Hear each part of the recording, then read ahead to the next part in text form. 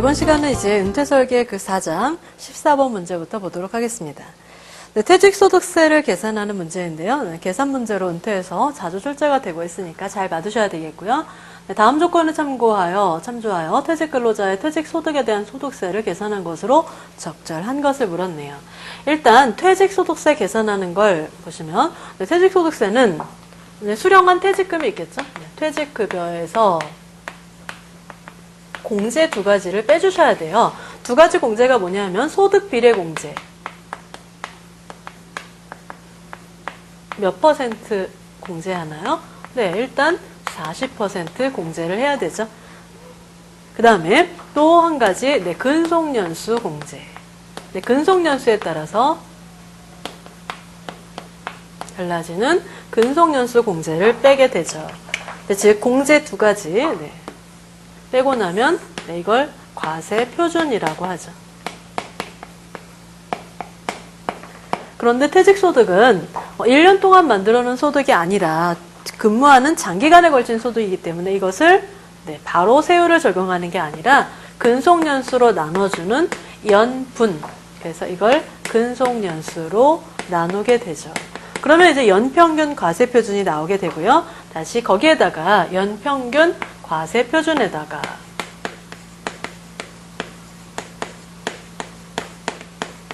네, 여기다가 이제 곱하기 세율을 하게 되고, 그런데 이렇게 하면 근속연수로 나눴으니까 네, 연평균밖에 되지 않으니까 여기다 다시 근속연수 이런 과정을 거치죠. 이걸 연승한다. 그래서 뭐 퇴직소득은 2단계 공제를 하고 네, 2단계 공제를 하고 연분 연승을 해서 네, 산출 세액을 계산하게 되죠. 그러니까 만약에 우리에게 퇴직소득세를 계산할 때 공제액만을 구해주세요. 그러면 이거 두 가지를 더하시면 되는 거고, 과세표준까지만 구하세요. 그러면 여기까지, 네, 과세표준까지 구하시고, 네, 여기처럼 소득세까지 구하세요. 그러면 네, 여기까지 구하셔야 되는 거죠. 그러니까 어디까지 묻는지를 잘 보시고요. 네, 보시면 얘는 그 다음에 주의하실 게 이 근속연수는 네, 1년, 만약에 뭐 4년 5개월 근무했다. 그러면 몇 년으로? 5년으로. 그러니까 연 미만은 올림이죠. 네. 연 미만 올림이에요. 그러니까 1년 미만은 1년으로 보죠. 네. 그러니까 이 문제에서는 보시면 네, 퇴직급여 지급자는 국내 내국법인이고요. 입사일이 2007년 2월이에요.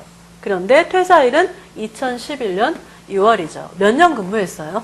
2011년 1월 말일이면 딱 4년이고 거기다 추가해서 네, 4개월 더 근무했죠? 네, 손가락으로 4개월 더. 어쨌든 1년 넘으면 생각할 필요도 없죠.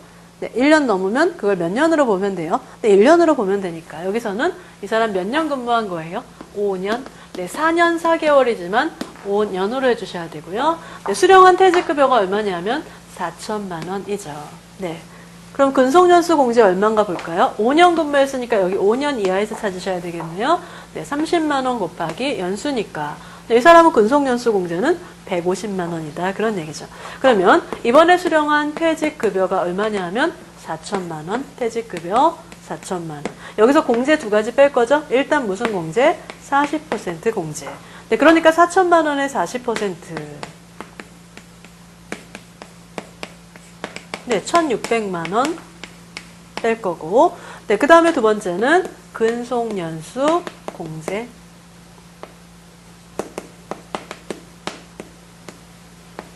네, 1년에 30만 원씩, 그래서 네, 30만 원 곱하기 5년 하니까 150만 원. 네, 그래서 이 두 가지를 차감하는 거죠. 네, 공제 합계를 물어봤다면 당연히 네, 1,750만 원이 될 것이고, 네, 과세표준은 얼마예요? 이 두 가지를 빼니까 네, 과세표준은 4천만 원에서 1,750을 빼니까 2,250만 원이다. 네, 과세표준까지만 물었다면 2,250만 원이다. 네, 여기 세 가지 물었으니까 어떻게 하셔야 돼요? 연수로 일단 나누고 5로 나누죠. 네, 5로 나누니까 얼마냐 하면 네, 450만 원 나오네요. 네, 여기다가 세율을 적용하는 거죠. 네, 그래서 거기 세율표에 보시면 그런데 그 세율표가 조금 틀렸죠. 2012년 이후 뭐 우리하고는 상관은 없어요. 어차피 450만 원, 1200만 원 이하라서 예, 똑같으니까 6% 적용하면 되죠. 근데 전체적인 밑에 있는 세율은 조금 다르죠. 예전에는 2012년 이후에 이렇게 바뀔 거라고 했는데 안 바꾸고 있죠. 2011년도 거가 그대로 가고 있고, 네, 그 다음에 2012년도에 끝에 3억 원 초과 구간이 하나 더 생겨서 38%의 누진공제 2,390만 원이 새로 생겼죠. 아마 세금 설계에서 배우실 거고요. 여기서는 별 상관은 없죠. 어차피 과세표준을 연평균 과세표준 450의 세율 1,200만 원 이하니까 6%. 그래서 여기다가 곱하기 0.06을 곱하고 그 다음에 다시 5년 곱해주는 거죠. 네, 그렇게 하니까 산출세액은 135만 원. 답은 4번 135만 원이네요. 퇴직소득세 계산하는 문제는 자주 출제가 되고 있으니까 꼭 알아두시고, 묻는 게 공제만을 묻는지 과세표준을 묻는지 산출세액까지 구하라는 건지 잘 보시고 풀어야 되겠죠. 네, 그 다음에 이제 16번 근로자 퇴직급여 보장법에 대한 내용이다. 적절하지 않은 것 주시면 퇴직금 지급과 관련해서 근로기준법은 원칙적으로 상시근로자 5인 이상 사업장에 대해서만 적용되었어요. 네, 그래서 반면 근로자 퇴직급여 보장법은 모든 사업장에 적용된다. 맞죠? 5인 이상이라는 말이 들어가야 되겠네요. 그러니까 과거에 근로기준법으로 퇴직금에 대해서 교육할 때는 5인 이상 사업장에만 적용이 되었는데, 그래서 이제 그런 문제점 때문에 근로자 퇴직급여 보장법을 도입을 해서 이제 모든 사업장, 즉 1인 이상 사업장에 다 적용이 되는 거죠. 맞는 말이고. 퇴직연금의 급여를 받을 권리는 원칙적으로 양도 또는 담보로 제공할 수 없으나 여기 무주택자인 가입자가 주택을 구입하는 경우 등에는 특별한 사유에 해당할 경우에는 50% 범위 내에서 담보로 제공할 수 있다. 맞죠? 근로자 퇴직급여 보장법의 시행으로 모든 사업장은 새로 시행되는 퇴직연금 제도를 설정해야 된다? 아니죠. 퇴직연금 아니라 기존의 퇴직금 제도를 선택할 수도 있죠. 그래서 보시면 근로자 퇴직급여 보장법 상의 퇴직급여 제도에는 기존의 퇴직금 제도와 동일한 퇴직금 제도도 있고 퇴직연금 제도가 있어서 그 퇴직연금 제도 속에 DB, DC, IRP가 있다. 그런 얘기죠. 근로자 퇴직급여 보장법의 시행이 됐더라도 꼭 퇴직연금을 선택해야 되는 건 아니다. 그런 얘기고요.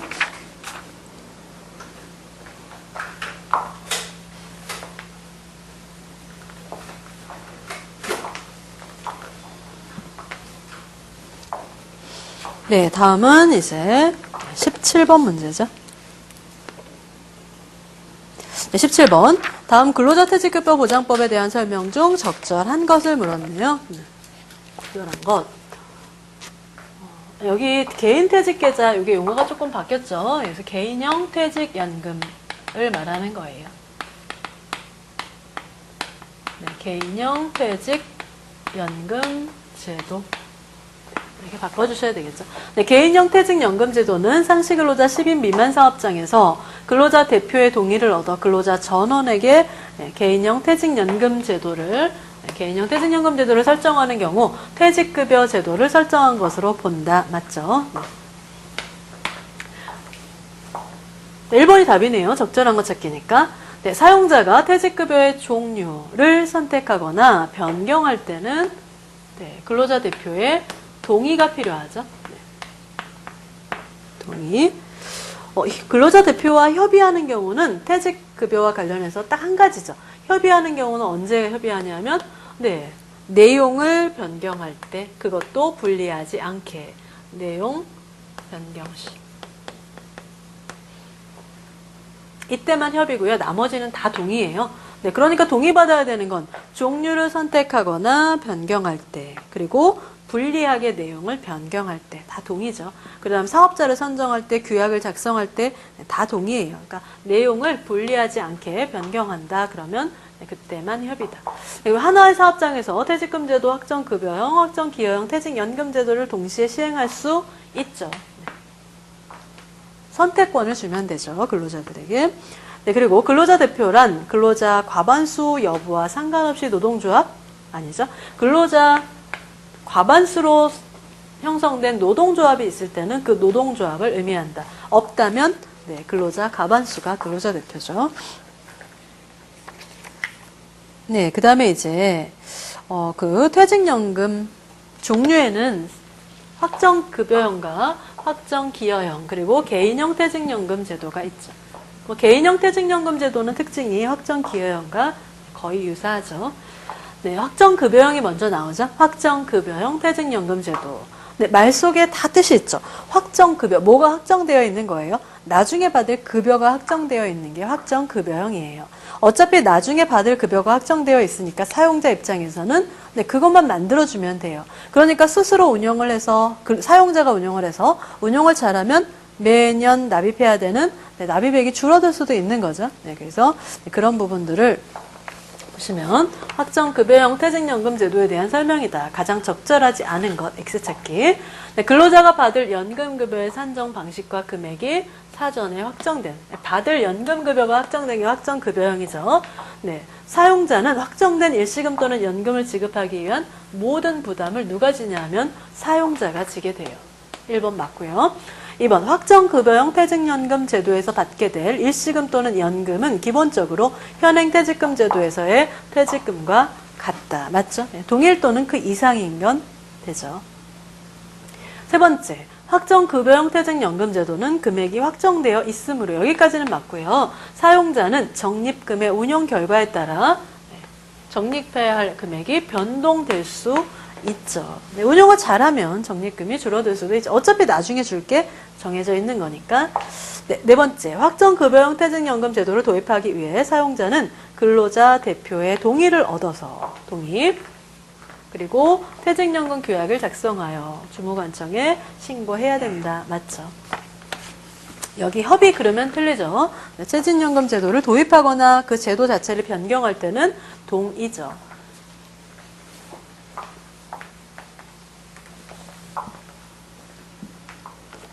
네, 다음 이제 네, 확정기여형과 확정급여형을 비교해 놨네요. 그래서 확정기여형과 확정급여형. 확정기여형은 뭐가 확정되어 있는 거예요? 네, 사용자가 기여할 금액이, 매년 부담해야 될 금액이 네, 확정되어 있는 게 확정기여형이에요. 그럼 그 운용을 누가 하는 거예요? 근로자가 스스로 운용해서 나중에 연금을 수령하게 되는 거죠.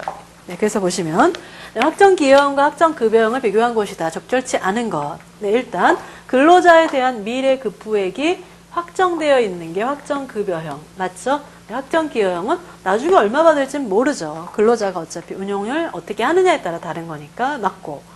네, 종업원의 투자 선택권. 네, 종업원의 투자 선택. 근로자의 투자 선택권. 확정기여형은 근로자가 스스로 운용한다 있고요. 확정급여형은 없죠. 누가 운용해요? 네, 사용자가 운용해서 달라지죠. 네, 기업의 추가 부담. 기업이 추가로 부담해야 될 게 확정기여형은 없죠. 왜냐하면 어차피 근로자가 운용하고 매년 내줄 것만 내주면 끝나죠. 얘는 없음이에요. 그런데 확정급여형은 누가 다 책임을 진다 그랬어요? 사용자가 책임을 지죠. 그러니까 줄어들 수도 있지만 네,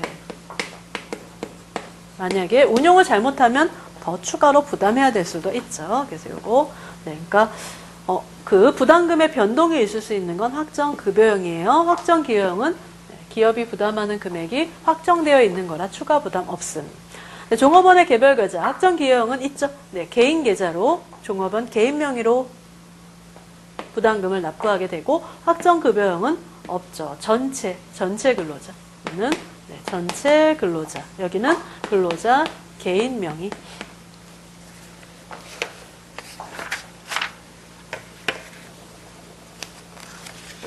네, 다음 이제 25번. 퇴직연금을 운용하는 사업자는 운용관리 사업자와 자산관리 사업자 두 가지로 나눠져요. 그래서 물론 한 금융기관하고 두 가지를 계약을 다 체결을 해도 상관은 없고요. 네, 그래서 사업자 운용관리 업무와 자산관리 업무로 나누어지는데 운용관리 업무로 가장 적절하지 않은 것 이랬네요. 네. 그래서 운용관리보다는 자산관리를 외워주시는 게 더 좋아요. 자산관리가 여기 보면 계좌의 설정관리, 이게 자산관리 사업자가 하는 일이거든요. 네, 자산관리 사업자가 하는 게 계좌를 설정하고 관리한 다음에 네, 부담금을 수령. 그 다음에 운용관리가 지시하는 네, 운용지시 이행. 다음에 나가겠다고 하면 근로자가 나가겠다고 하면 급여 지급이에요. 네, 그래서 자산관리사업자는 우리 뭐 은행의 창구에 계신 분들이 하는 일을 한다 이렇게 생각하시면 되죠. 그리고 운용관리는 뒤에 책임자다. 어려운 건 운용관리가 하고 그냥 단순 업무는 자산관리사업자가 한다. 그래서 계좌 설정하고 관리하고 부담금 내면 받아가지고 시키는 거 하다가 나간다고 하면 급여 지급하는 게 자산관리예요.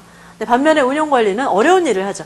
제 연금제도를 설계하고 계리하고 적립금 운용 현황을 기록, 보관, 통지하고 적립금 운용 방법이나 그 정보를 제공하는 일. 네, 또 하나는 이제 이거 운용 지시를 하는 일이죠. 운용 지시를 하는 일도 운용관리 사업자가 하는 일이다. 잘 구분해 주시고요. 네, 다음 이제 26번. 확정 기여형 퇴직연금 제도에 대한 설명이다. 적절하지 않은 것. 네, 확정 기여형은 뭐가 확정된 거예요? 네, 기업이 부담해야 될 그 부담금이 확정되어 있는 것. 네, 그리고 운용은 근로자가 스스로 근로자 개인 명의로 부담금이 납부가 되기 때문에 스스로 운용한다. 네, 보시면 가장 적절하지 않은 것, 확정 기여형 적절하지 않은 것, 근로자가 적립금을 운용하고 그 결과로 발생한 적립금을 연금 재원으로 사용한다. 맞죠? 사용자가 운용하는 거 아니고 근로자가 운용한다. 2번, 기업은 근로자 개개인의 연간 퇴직금에 해당하는 금액을 연 1회 이상 퇴직연금 규약에서 정한 개인 명의 통장을 의미하는 거고요. 네, 통장에 입금하고 근로자는 금융기관이 제시하는 상품 가운데 선택해서 투자하고 금융기관이 제시하는 상품 선택이죠. 네, 금융기관 선택하는 건 아니고 투자하고 자신이 은퇴하게 되는 시점에 연금으로 인출하는 것이다. 연금으로 수령하는 것이다. 다 맞네요. 네, 확정 기여형 퇴직연금은 근로자 명의로 적립되고 이때 명의란 개인 명의를 말하는 거고요. 네, 적립되고 운용됨으로 기업이 도산하더라도 도산을 해도 근로자 수급권은 100% 보장된다. 맞죠? 네. 4번. 퇴직연금의 이행 방식으로는 전부 이행, 일부 이행, 추가형 등이 있다. 얘는 확정 기여형이 아니라 DB형, 확정 급여형에서 나오는 얘기죠. 틀렸고. 다음 이제 27번. 네, 개인형 퇴직연금 제도.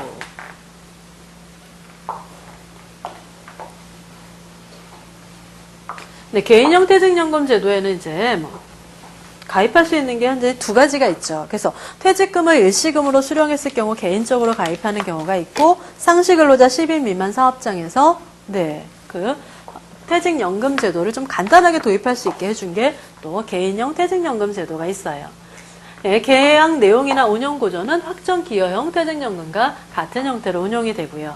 네, 상시 10인 미만 사업장에서 근로자 대표의 동의를 얻어 근로자 전원에게 개인 퇴직계좌, 개인형 퇴직연금 제도를 설정한 경우 여기도 용어는 조금 고쳐주시면 되겠고요.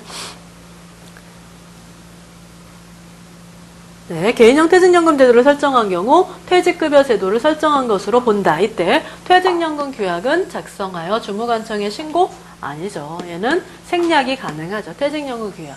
이걸 봐준 거죠. 간단하게 도입할 수 있도록 해주려고 영세 사업장이니까 10일 미만 사업장이라고 하면 퇴직연금 규약은 작성하지 않아도 된다. 그 다음에 퇴직 일시금이 개인 퇴직 계정에 그다음에 개인형 퇴직연금 계정에 입금된 이후 10년이 지나지 않아도 연금의 수급 요건을 채울 수 있다. 맞죠? 네, 여기는 직장 이동 등으로 가입했을 경우에는 이 10년을 지나지 않아도 채울 수 있다. 맞고요. 그렇지만 이건 안 돼요. 10인 미만 사업장은 몇 세 이후에 55세 이후에 10년 이상 가입하고 그 다음에 5년 이상 연금을 수령해야 된다. 이거 지켜야 되는데 여기서는 이 퇴직 일시금을 개인 퇴직 계정, 개인형 퇴직연금 계정에 들어갔을 때는 55세 이후는 맞는데 10년은 채울 필요가 없고 5년 이상 연금 수령하면 된다. 이것만 지키면 되죠. 연금은 가입 기간에 관계없이 55세 이상인 가입자에게 지급하며 연금 지급 기간은 당연히 5년 이상이어야 된다. 그래서 3번, 4번은 같은 내용이죠. 보시면 되겠네요. 네, 여기까지 해서 우리가 이제 4장을 봤고요. 4장에서는 다양한 내용을 다루고 있고 문제수도 많기 때문에 잘 봐두셔야 되겠고요. 이제 5장 보시면 5장 개인연금. 개인연금 이 부분에서는 한 4-5문제 정도? 적게는 한 3-4문제, 한 4문제 정도 출제가 된다고 보시면 되고요. 그래서 세제적격연금에는 개인연금저축과 연금저축이 있잖아요. 이걸 비교하는 것. 그리고 이 연금저축의 금융기관별 상품을 비교하는 문제. 그 다음에 세제비적격연금에 해당하는 것들의 종류와 특징, 개인연금 활용 전략 이런 것들이 이제 주로 출제 범위가 되겠고요. 네, 그래서 보시면 먼저 네, 개인연금을 비교한 것이다. 적절하지 않은 것. 먼저 세제적격연금을 비교한 거죠. 개인연금이라고 하기보다는 세제적격연금을 비교한 것이다. 적절하지 않은 것. 네, 그래서 개인연금저축과 개인연금저축이 있죠. 네, 개인연금저축이라고 하면 2001년 이전에 2000년 말까지 가입한 거고 연금저축은 이제 2001년부터 가입하기 시작한 거죠. 그래서 20세 이상 맞고요. 네, 연금저축은 만 18세 이상 맞죠. 네, 소득공제도 네, 납입액 180만 원 한도로 40%만 최대 연 72만 원까지. 네, 연금저축은 400만 원 한도로 100% 해주고 있고요. 네, 학정기여형 퇴직연금과 합산해서 연 400만 원 한도. 네, 과세 여부 보시면 개인연금저축은 네, 연금소득으로 과세한다? 아니죠. 네, 여기는 비과세고 네, 여기 연금저축이 이거죠. 연금소득으로 5.5% 원천징수 종합과세 신고. 바뀌었죠. 여기가 서로. 3번이 틀렸고.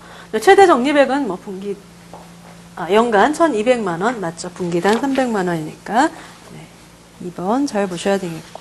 네, 그 다음에 이제 다음 5번. 네, 5번은 그 2001년도에 가입한 그 세제적격 연금저축을 금융기관별로 네, 상품을 구분하는 문제죠. 네, 그래서 보시면 여기도 고쳐주실 게 하나 있네요. 여기 원리금이 아니라 원금으로 고쳐주셔야 되죠.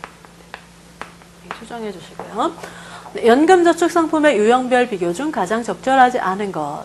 네, 일단 판매, 신탁은 은행에서, 신탁, 은행, 그리고 네, 펀드는 증권사, 네, 보험은 보험사. 맞죠? 네, 그 다음에 수익률은 신탁과 펀드는 실적배당, 연금저축은 실적배당 아니죠. 연금저축 보험은 여기 공시이율. 그래서 2번이 틀렸죠.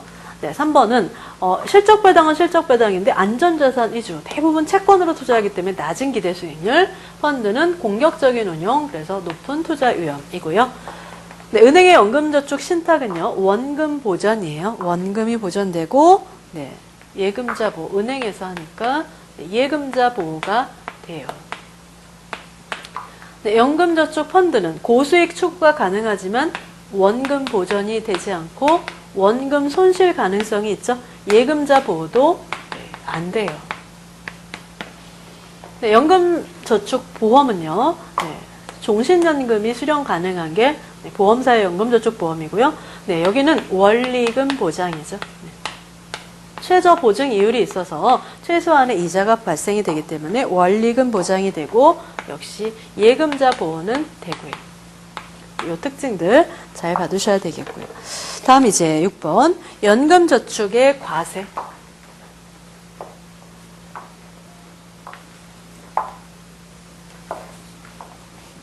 네, 연금저축의 경우에는 납입할 때는 400만 원 한도로 소득공제를 받을 수가 있고요.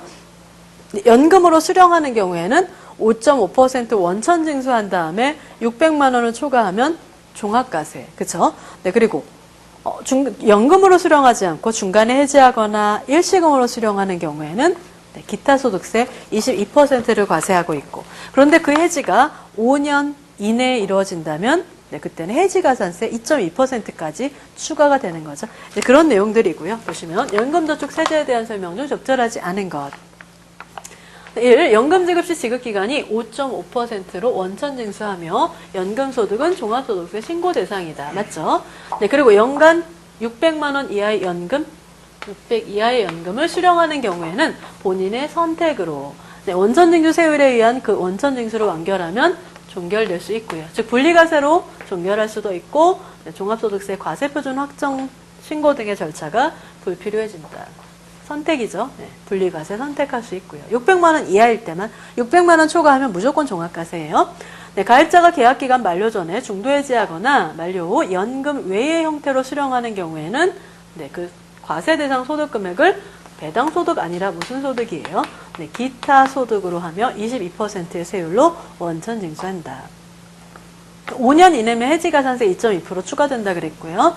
네, 저축주의 퇴직 등 특별한 사유 시에는 그 해지가산세는 부과하지 않는다. 맞네요. 그래서 답은 3번이죠. 여기가 틀렸고.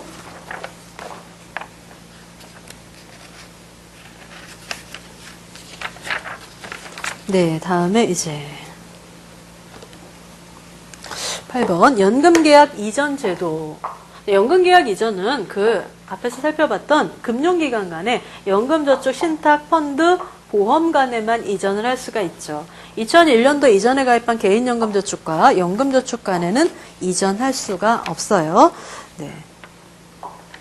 그래서 그 밑에 보시면 해설에 연금계약 이전 제도, 개인연금저축과 연금저축 간의 상호 이전은 불가능하다. 그리고 계약을 이전하는 금액은 해약환급금에서 계약 이전 수수료를 빼는 것이다.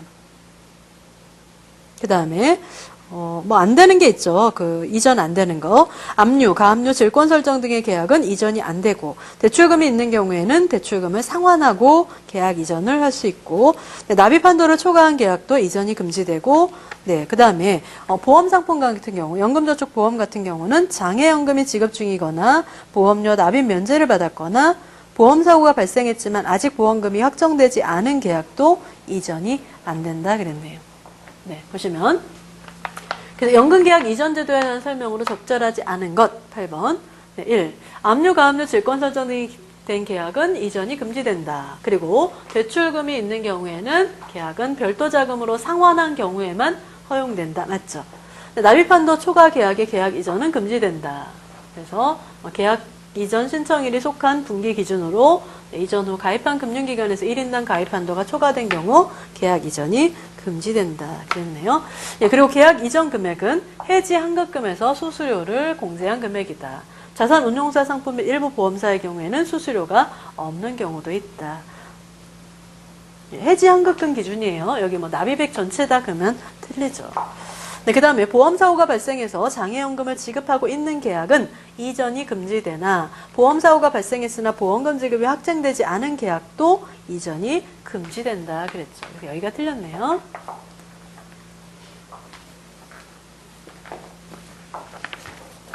네, 다음은 이제 그 세제 적격 연금과 세제 비적격 연금에 대한 설명이다. 그러니까 개인연금저축과 연금저축 빼고 나머지 뭐 변액연금, 공시이율형 연금, 뭐 주가지수 연계 연금, 그러니까 그냥 연금이라는 말이 붙어있는 그냥 저축성 상품이 다 세제 비적격 연금이라고 보시면 돼요. 여기 세제 적격 연금은 지금 여기 연금저축보험을 네, 가정에서 설명을 하고 있다고 보시면 되고요. 네, 적절하지 않은 것을 물었죠. 네, 세제적격 연금저축의 경우에는 연금 유예 형태로 수령하면 기타 소득으로 과세한다. 맞죠? 네. 그리고 세제 비적격 상품은 장기 저축성 보험이니까 10년 이상 유지하면 비과세를 받게 되죠. 뭐 10년 이내에 해지한다면 보험 차익에 대해서 이자 소득세 과세가 되겠고요. 네, 그 다음 상품의 형태는 얘는 세제적격은 일단 순수한 연금이고요. 네, 특약으로는 선택을 할 수가 있어요. 네, 위험보장은 특약으로는 가능하다. 여기 때문에 틀렸네요. 네, 그리고 얘는 세제 비적격은 보장과 연금을 다 받을 수가 있고 네, 5년 내 해지할 경우 총 납입액의 2.2%의 해지가산세가 붙을 수 있다 그랬고 비적격은 당연히 해지가산세는 없겠죠. 추가 가세는 없지만 10년이 안 됐으니까 보험 차익이 발생했다면 이자 소득세는 발생이 될 수 있겠고요. 소득공제는 연간 납입액의 400만 원 한도로 네, 퇴직연금 불입액 합산해서 공제받을 수 있고 비적격은 당연히 소득공제 같은 건 받을 수 없겠고요.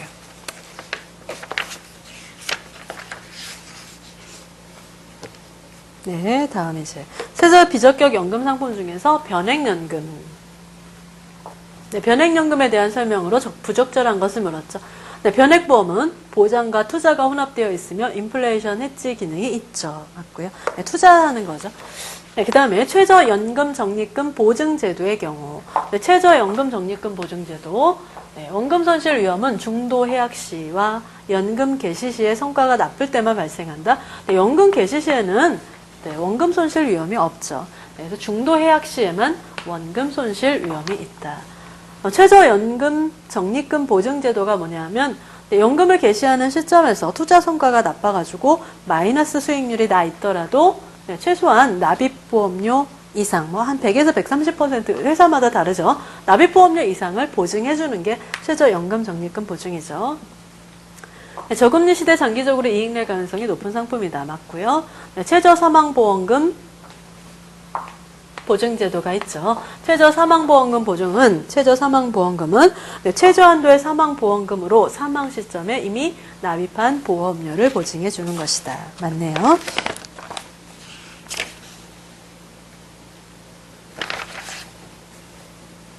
네, 다음 이제 네, 아래 지문이 설명하고 있는 연금보험의 종류로 가장 적절한 것을 물었죠. 네, 안전성과 수익성을 동시에 노리고 싶을 때 선택할 만한 연금보험이다. 그러면 네, 주가지수 연계연금이죠. 안정성과 수익성. 네, 보증된 연이율을 제공하므로 최소한의 안정성이 확보된다. 그러니까 안정성은 뭘로 하냐면 이 최저보증이율, 네, 보증된 연이율이 바로 네, 안정성. 그리고 수익성은 동시에 주식시장 성과에 연동되어 비교적 높은 이율. 네, 수익성은 주식시장 성과에 연동돼서 높은 이율을, 고수익을 추구하고 있죠. 네, 주식에 직접 투자하는 건 아니죠. 연동된다 그랬으니까 네, 주식 직접 투자는 하지 않아요. 네, 뭐 인덱스와 연결된 이제 콜옵션을 구입하는 형태로 해서 운영이 되고 있고요. 네, 이렇게 해서 이제 5장을 봤고요. 그 다음에 이제 우리 6장에 보시면 네, 근로자 복지 제도가 나오죠. 이쪽 부분에서는 한 3문제 정도 보시면 돼요. 그래서 개요, 근로자 복지가 뭔지, 그리고 근로자 복지와 사회보장을 비교하는 내용, 사내 근로복지기금, 그리고 오리사주, 스톡옵션 해서 이쪽에서 한 문제 정도씩 해서 보시면 되겠죠. 네, 그래서 문제 보시면 네, 다음은 근로자 복지제도에 대한 설명이다. 가장 적절한 것. 네, 앞에서 우리가 임금에 대해서 했죠. 그러니까 임금 이외의 것이 근로자 복지라고 보시면 돼요. 그래서 네, 근로자 복지란 임금이나 근로시간 등 근로자들에게 주어진 기본적인 근로조건을 포함하여 아니죠. 제외한 추가적인 복지 조건을 제공하는 것이다. 네, 그래서 좁은 의미의 근로자 복지는 임금 이외에 기업주에 의해서 전액 또는 부분적으로 근로자에게 제공되는 모든 급부 아니죠. 모든 급부라고 하면 얘는 넓은 의미, 좁은 의미가 아니라 넓은 의미예요. 네, 좁은 의미는 근로자의 사망, 상해, 질병, 실업에 대해서 하는 급부. 그것만이 좁은 의미의 근로자 복지고 네, 넓은 의미가 모든 급부. 여기도 임금 이외라 그러니까 맞죠. 여기 만약에 임금을 포함한 이러면 그건 또 틀리면 거기도 틀린 말이고. 네, 기업주 단독으로 보험료를 부담하는 산재보험이나 기업주와 근로자가 일정한 보험료를 상호 부담하는 국민연금, 건강보험, 고용보험. 이게 결국 4대 보험이죠. 4대 사회보험은 보험의 형태를 띠고 있기 때문에 광의의 근로자 복지로 정의하기는 곤란하다. 네, 광의의 근로자 복지에 들어가는 거죠. 넓은 의미의 근로자 복지에 해당이 된다. 그러면서 법에 규정되어 있기 때문에 법정 복지이기도 하고요. 네, 4번. 기업에 의한 생활보장 시스템은 국가주도의 사회보장 시스템과는 달리 기업의 책임과 계산 아래서 실시되는 복지제도다. 따라서 국가의 사회보장 제도가 아무리 발달해도 기업에 의해 제공되는 근로자 복지제도를 대체할 수는 없다. 맞네요. 네, 점점 국가에 의한 사회보장, 공적연금은 비중이 줄어드는 편이고 네, 사적연금에서 이 퇴직연금이나 그 개인연금이 더 비중이 커진다 그랬고 네, 그러면서 그것과 더불어 근로자 복지제도도 네, 공적연금이 대체할 수 없는 사회보장이 대체할 수는 없다. 그러니까 근로자 복지라고 하면 지금 여기 나온 4대 사회보험료는 물론 퇴직금도 네, 근로자 복지에 해당이 되고요. 그 다음에 뭐 우리사주라던가 스톡옵션 이제부터 나오게 될 그런 것들도 다 근로자 복지이기 때문에 네, 사회보장제도가 대체할 수는 없다 그랬고요. 네, 이제 근로자 복지제도의 하나에 해당되는 네, 아니죠. 협의의 근로자 복지와 사회보장을 한번 비교를 해볼게요. 대체할 수 없다 그랬죠. 사회보장이. 그래서 어떤 점에서 틀리냐. 네, 협의의 근로자 복지와 사회보장의 개념 비교다. 적절하지 않은 것. 네, 근로자 복지는 당연히 특정 기업에서 하는 거니까 그 주체가 기업. 그리고 대상은 기업의 근로자와 가족. 이념은 공평이 아니죠. 네, 공평이 아니고 네, 그 효율, 기업의 효율을 높이기 위해서 네, 근로자들에게 복지를 제공을 해줘야 근로자들이 열심히 일을 하죠. 기업의 효율을 높이는 것이고 네, 목적은 근로자의 생활 향상과 안정, 통합, 생산성 향상 결국은 그걸 통해서 네, 기업이 발전한다. 그런 얘기죠. 그래서 근로자복지는요, 기업에서 내생적으로 발생이 된 거죠. 내생적, 그리고 근로자 회사마다 개개인별로 개별적, 이런 말들 들어갈 수 있겠고요. 네, 사회보장이라는 것은 국민연금 생각하시면 되고요. 국가가 그러니까 당연히 강제적, 개별적이 아니고 평균적, 이런 말들이 나올 수 있겠고요. 대상은 전 근로자 또는 전 국민. 이념은 공평. 목적은 국민의 생활 안정을 통한 경제, 사회 발전이다. 여기가 틀렸네요. 이념. 그래서 근로자 복지는 효율, 사회 보장은 공평.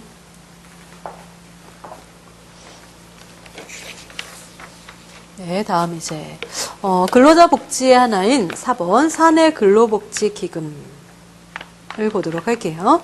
사내 근로복지 기금은 노사가 협의하여 근로자의 생활 안정과 복지 증진을 위해서 회사 이익금의 일부를 기금으로 출연하는 제도다. 맞죠? 이 회사 이익금이란 세전 이익금의 세전 순이익의 5% 한도로 출연할 수 있고요.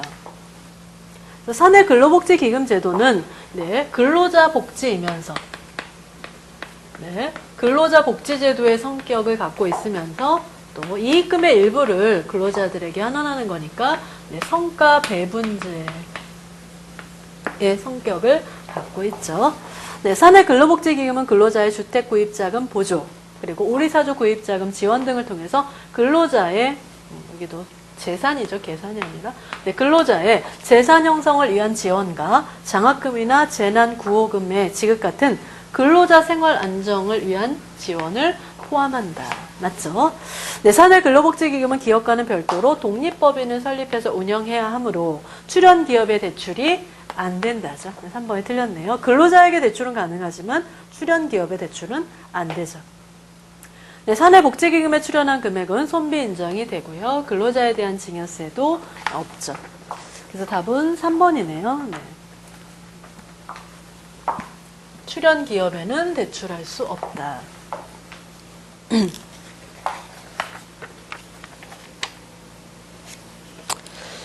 다음 이제 우리사주 볼 건데요.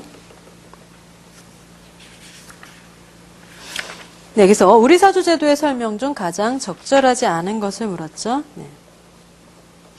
보시면 조합의 기금은 원칙적으로 자사주 취득에만 사용되어야 된다. 여기도 조금 말이 좀 빠져있네요. 오타가 좀 있죠.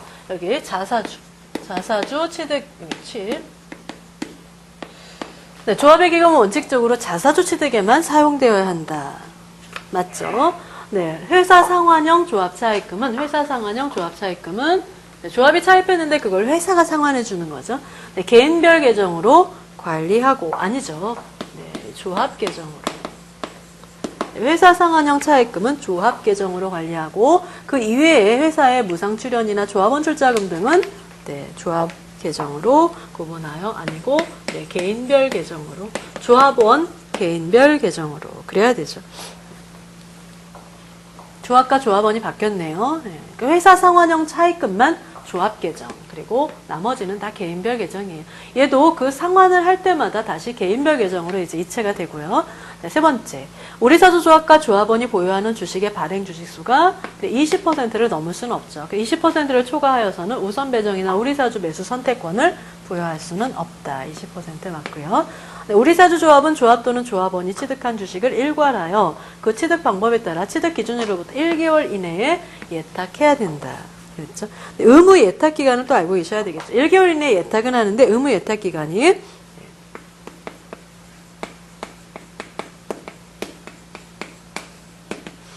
무상 출연형 우리사주 경우에는 4에서 8년. 나머지는 다 1년 이상. 그래서 다음 이제 우리사주 매수 선택권에 대해서 볼게요.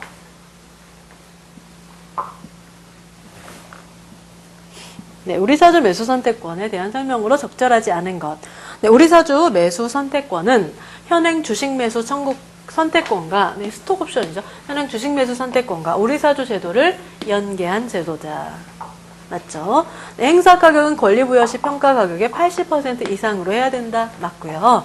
네, 주식 매수 선택권과는 달리, 즉 스톡 옵션과는 달리 권리 행사 시 시가와 행사 가격의 차액을 보상하는 주가 평가 보상 방법은 안 된다. 네, 그래서 주가 평가 보상 방법은 불가하다. 맞네요. 안 되는 거 맞죠?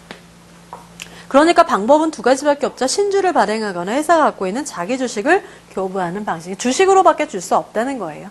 차액을 현금으로 주는 주가 평가 보상 방법은 안 된다. 네, 부여 한도는 주총 결의로는 네, 20%죠. 여기가 틀렸죠. 주총 결의로 20%, 이사회 결의로 10%. 네.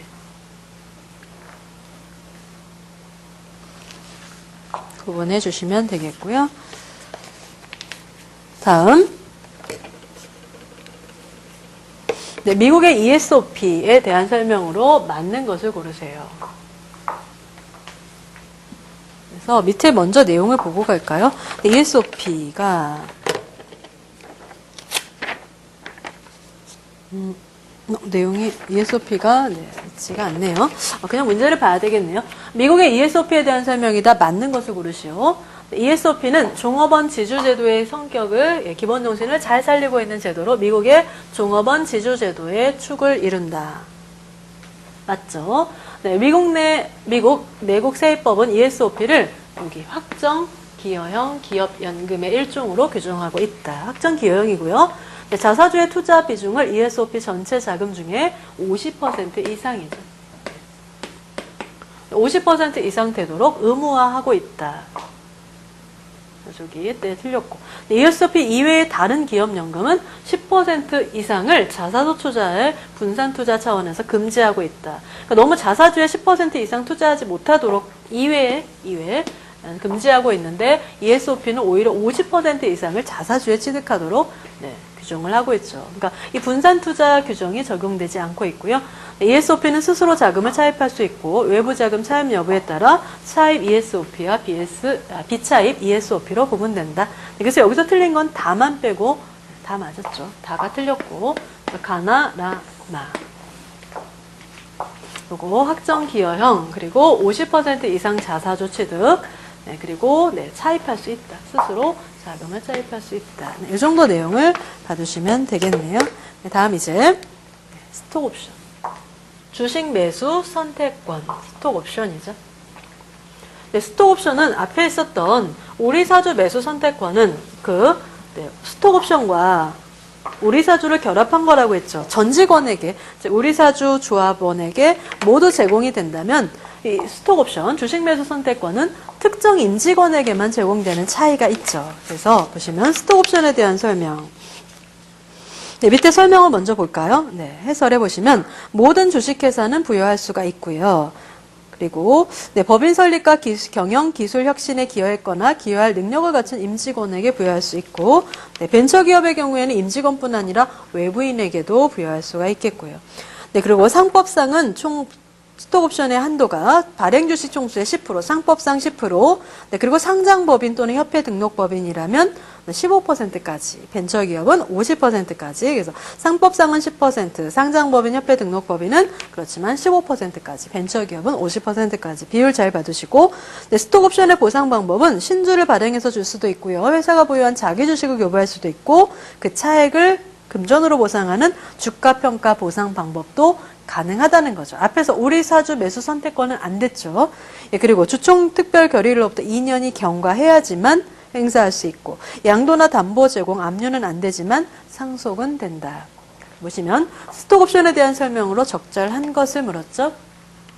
네, 스톡옵션을 부여받은 임직원은 자신의 노력에 따라서 기업 가치를 극대화함으로써 주가 상승에 대한 이익을 얻을 수 있다. 그러나 주가가 하락기에는 주식 매입에 따른 손실을 피할 수 없다. 아니죠? 포기하면 되니까 피할 수 있죠. 포기가 가능하죠. 네, 그리고 감사는 회사 경영에 직접 관여하지 않기 때문에 부여 대상에서 제외된다. 네, 감사도 받을 수가 있죠. 포함한다고요. 네, 상법상 스톡 옵션을 부여할 수 있는 주식이죠. 네. 여기 주식의 총 부여 한도는 총 발행 주식수의 15%다. 상법상은 몇 %였어요? 네, 10%. 상법상 10%로 되어 있지만 상장 또는 협회 등록법에는 15% 그리고 벤처기업은 50%까지 벤처기업은 또 네, 외부인에게도 부여할 수 있다 그랬고요. 네, 스톡옵션은 주총 결의일로부터 2년이 경과해야지만 행사할 수 있다. 4번이 맞네요. 네, 다음 이제 마지막 네, 스톡옵션을 설계할 때 고려할 사항들에 대해서 적절하지 않은 것. 네, 스톡옵션의 도입이 기업 목표를 달성하는 데 기여할 수 있는지 판단해야 되겠죠. 너무 무분별하게 남발하면 안 되겠고, 두 번째, 미래 기업 가치를 측정할 수 있는 평가 체제 도입이 우선 고려되어야 되겠다. 그렇죠. 그 임직원이 얼마나 기여했는지를 정확하게 평가해야 되겠고요. 네, 스톡옵션 수혜자의 능력과 무관한 기업 가치의 증대분은 배제. 맞죠? 네. 그 스톡옵션을 받은 수혜자의 능력과 무관해서 전체 시장이 다 주가가 올랐다면 그것은 네, 배제하는 게 마땅하겠죠. 네, 여기 주의하셔야 되고요. 포함 아니고요. 네, 종업원의 근로 동기 증대를 위하여 적은 금액이라도 많은 직원에게 부여한다? 아니죠. 얘는 네, 스톡옵션이라는 것은 근로 동기를 부여하는 거니까 오히려 핵심 임직원에게만 부여하는 게 맞겠죠. 그래서 근로자의 수혜자의 능력과 무관한 것은 배제하고 핵심 임직원에게만 제공하는 게 맞겠다. 뭐 많은 직원에게 전 직원에게 다 제공한다면 뭐 열심히 일할 이유가 없죠. 그래서 핵심 직원에게만 한정하는 것이 바람직하겠다. 네, 그래서 스톡옵션과 관련된 부분을 봤고요. 네, 여기까지 해서 우리 은퇴설계의 문제풀이를 모두 마치도록 하겠습니다.